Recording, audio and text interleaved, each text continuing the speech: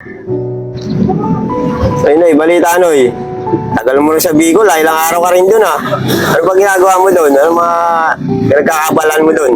Ayun, Noy, nag-ano kami, Noy, nag-harvest kami ng pakwan ni Kuya. Ayun, daming pakwan doon, kaya napatagal-tagal yung bakasyon ko doon. Oh, kumusta nga pala na yung biyahe dito, Noy? Yung biyahe natin? Wala. Simula nung umalis ka, Noy, nagbakasyon ka. Grabing hina ng biyahe namin. Tapos ngayon, may bago na naman tayong membro. Ang ano doon, tatuhin. Hindi ko alam kung saan galing yun, eh. Mukhang sa probinsya, tapos dito nagpunta. Parang magtatago yata, eh. Kung makikita mo yung tsura, no, puro tato. Oh, puro tato. Dapat hindi natanggap si Pres ng ganun. Kasi malay mo, may kaso yun. Nagtatago lang dito. Eh paano kung may pumunta dito? Nadamay pa tayo nun. Yun nga, ano eh. Kung makita mo yung tsura, no, tatuhin talaga, eh. Mukhang kriminal, eh. Mukhang takas nga sa kulungan, eh. Dapat nga, hindi nagtatanggap si Pres ng mga ganun tao.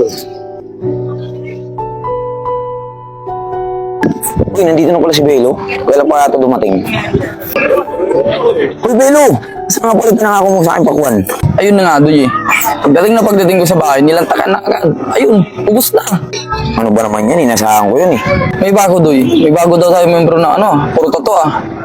Eh, ba't nagtatanggap si Pres ng gano'n na tatuan tapos tinanggap dito sa Toda? Ay, paano kung may kaso yun? May nagtatago lang pala dito sa Toda natin. Sabi ka naman. Hindi naman siguro. Alam mo, may napangasawa lang talaga rito. Siyempre, may pamilya. Kaya naghanap ng ibang trabaho na pwedeng siyempre galing siguro sa ibang lugar yun, tapos wala pa agad masalpakan dito na trabaho.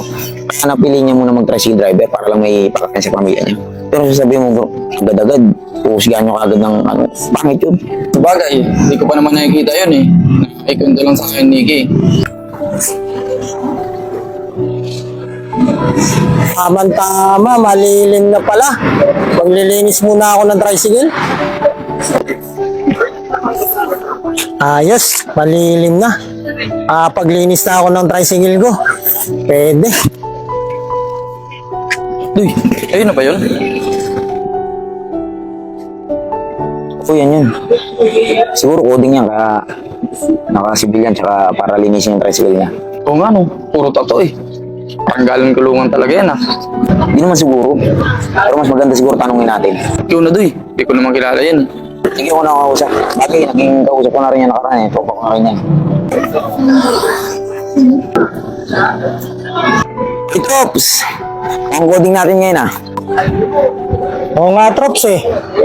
Maglilinis na ako kasi coding ako ngayon kaya tamang linis lang. May iba pala ako, Trops. Kasi yung iba natin kasama dito mga nagtatanong eh. Siyempre, tatanong ka daw. Ang inano nila kung saan ka galing.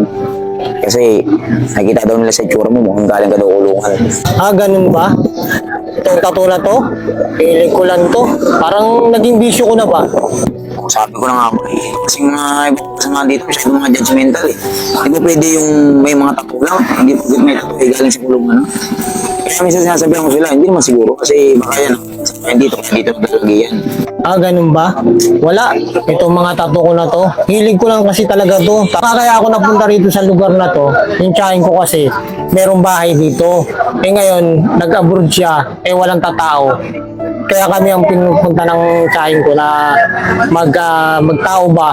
Tapos meron akong isang nakilala na sabi na pwede daw akong maging member dito ng Toda nyo. Kaya ako nag-apply. Kaya ngayon ako naging member ng Timbao Toda. Yun naman pala eh. Talagang makakasama ko kahit kailan talaga. Saka doon mapanghusga.